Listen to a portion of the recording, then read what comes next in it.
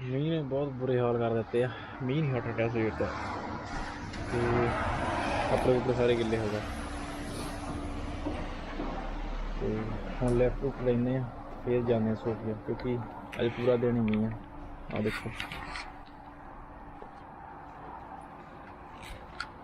ਮੀਂਹ ਪਈ ਜਾਂਦਾ। ਪੈਟਰੋਲ ਪੰਪ ਤੇ ਮੈਂ ਰੁਕਿਆ ਸੀ।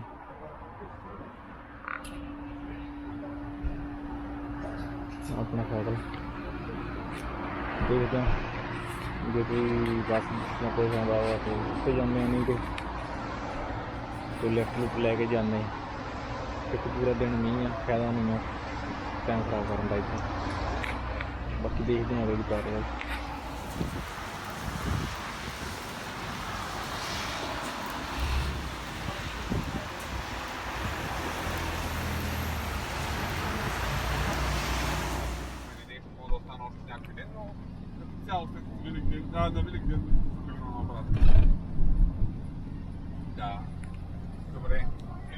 Кажи на Оги да погледне за хладилника или нещо друго, ако ви трябва. Какво да е? Да. Моля, за нищо. Вие как сте дошли? ਤੇ ਮੈਨੂੰ ਲੈਫਟ ਮਿਲ ਗਈ ਸੀਗੀ ਤੇ ਫਿਰ ਮੈਂ ਗੱਡੀ ਦੇ ਵਿੱਚ ਹੀ ਆ ਗਿਆ। ਕੋਈ ਭਾਈ ਸਾਹਿਬ ਜਿਹੜਾ ਗੱਡੀ ਚਲਾ ਰਿਹਾ ਵਾ, ਇਹਨੇ ਆਪਾਂ ਲੈਫਟ ਦਿੱਤੀ।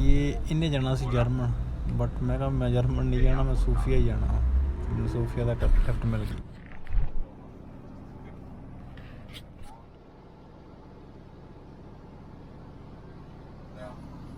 Знам тия майони как са. Едната ще направи цялата в рафтове за всичко там. Ски, екипировки, глупости, работи, а другата стая ще бъде работилница. Ще направи едно бюро, рафтове, инструменти, глупости, работи. Направо ти казвам, много души ще ми дойдат на място. И 8000 евро. Нали, на фона, да, на фона на другите места е скъпо, ама аз тях ги взех.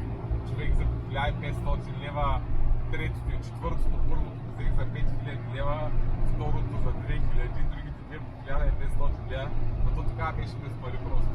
А сега го взех това за 8000 и най-вече не заобикалям този целият път, не заобикалям през това, не заобикалям поляната, не карам по поляната. ਨਹੀਂ ਸੀ ਦਿਖਾਉਣ ਦਾ, ਕਿਉਂਕਿ ਮੈਂ ਸੋਫੀਆ ਪਹੁੰਚ ਗਿਆ ਤੇ ਥੋੜਾ ਜਿਹਾ ਤੁਹਾਨੂੰ ਵੀਊ ਦਿਖਾ ਦਿੰਦਾ। ਆਹ ਸੋਫੀਆ ਦਾ 에ਅਰਪੋਰਟ ਆ, ਸਾਹਮਣੇ ਜਹਾਜ਼ ਆ ਤੇ ਇੱਧਰ ਗਾਵਾਂ ਵੱਜੀਆਂ। ਹਾਲਾਤ ਲੁਧਿਆਣੇ ਵਰਗੇ ਹੋਏ ਤਾਂ ਮੀਂਹ ਪੈ ਗਏ। ਪਤਾ ਨਹੀਂ ਕਿੱਧਰੋਂ ਕਿਹੜਾ ਕਿੰਨਾ ਕੁ ਵਧੀਆ ਵਾ, ਬਟ ਹਾਲ ਦੀ ਘੜੀ ਤਾਂ ਔਖਾ ਹੀ ਆ ਸੋਫੀਆ ਦਾ। ਤੇ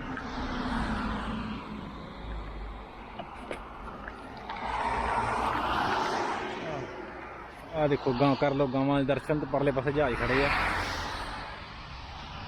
ਤੇ 에ਅਰਪੋਰਟ ਆ ਸਾਰਾ ਇਹ ਜਿਹੜਾ ਇੱਧਰੋਂ ਵੀ ਐਂਟਰੀ ਸ਼ਾਇਦ ਇੱਧਰੋਂ ਹੀ ਆ। ਤੇ ਸਟੀਵਨ ਨੇ ਜਿਹੜੀ ਲੋਕੇਸ਼ਨ ਭੇਜੀ ਉਸ ਲੋਕੇਸ਼ਨ ਤੇ ਮੈਂ ਜਾਂਦਾ ਪਿਆ। ਆਪਣਾ ਮਿੱਤਰ ਆ ਕਿੱਥੇ, ਤੇ ਉਹ ਸਾਰਾ ਲੰਘ ਕੇ ਆਉਂਦਾ ਵਾ, ਪਰ ਮੈਂ ਗਲਤ ਪਹਿਲੋਂ ਆ ਗਿਆ ਸੀ। ਗਲਤ ਆ ਗਿਆ ਸੀ, ਉਹਦੇ ਕਰਕੇ ਫਿਰ ਮੈਂ ਇੱਧਰ ਦੀ ਆਇਆ। ਚੱਲਦੇ ਆ ਉੱਧਰ ਨੂੰ। ਪਿੱਛੇ ਥੋੜਾ ਜਿਹਾ ਮੈਂ ਨਹੀਂ ਰਿਕਾਰਡ ਕੀਤਾ, ਉਹ ਤਾਂ ਸੇਮ ਲੁਧਿਆਣਾ ਹੀ ਤੁਹਾਨੂੰ ਲੱਗਣਾ ਸੀ। ਚਲੋ ਜੇ ਚੰਗੇ ਆ ਤਾਂ ਮਾੜੇ ਵੀ ਹੁੰਦੇ ਆ, ਠੀਕ ਆ। ਆ ਜਾਓ ਅੱਗੇ। ਤਾਂ ਮੈਨੂੰ 2 ਦਿਨ ਲੱਗ ਜਾਣੇ ਸੀ ਸੋਫੀਆ ਆਉਂਦੇ, ਬਟ ਫਿਰ ਮੈਨੂੰ ਲਿਫਟ ਮਿਲ ਗਈ ਕਿਉਂਕਿ ਪਿੱਛੇ ਮੀਂਹ ਬਹੁਤ ਉੱਥੇ ਪੈਣ ਡਿਆ ਵਾ। ਬਿੱਲੀ ਤਰਨੋਵਾ ਤੋਂ ਬਹੁਤ ਜ਼ਿਆਦਾ ਮੀਂਹ ਪੈਂਦਾ ਸੀ। ਮੈਂ ਸੋਚਿਆ ਕਿ ਟਾਈਮ ਖਰਾਬ ਹੋਣਾ ਇੱਥੇ, ਜੇ ਇੱਥੇ ਰੁਕਿਆ ਵੀ ਤਾਂ ਵੀ, ਜੇ ਸਾਈਕਲਿੰਗ ਕਰਕੇ ਆਇਆ ਤਾਂ ਵੀ। ਮੈਂ ਸੋਚਿਆ ਟ੍ਰੇਨ ਲੈ ਲੈਂਦੇ। ਮੈਂ ਜਾਂਦਾ ਸੀਗਾ ਉੱਧਰ ਨੂੰ, ਬਟ ਫਿਰ ਮੈਨੂੰ ਲਿਫਟ ਮਿਲ ਗਈ ਤੇ ਸੋਫੀਆ ਤੱਕ ਵੀ ਮਿਲ ਗਈ। ਉਹਨੇ ਮੈਨੂੰ ਸੋਫੀਆ ਛੱਡ ਦਿੱਤਾ, ਥੋੜ੍ਹਾ ਜਿਹਾ ਈਜ਼ੀ ਹੋ ਗਿਆ। ਅੱਜ ਸੋਫੀਆ ਇੱਥੇ ਰੁਕਾਂਗੇ 1 ਅੱਧਾ ਦਿਨ, ਫਿਰ ਨਿਕਲਾਂਗੇ ਨਵੇਂ ਕੰਟਰੀ ਨੂੰ। ਤੁਹਾਨੂੰ ਦੱਸਾਂਗੇ ਕਿਹੜਾ ਨਵਾਂ ਕੰਟਰੀ।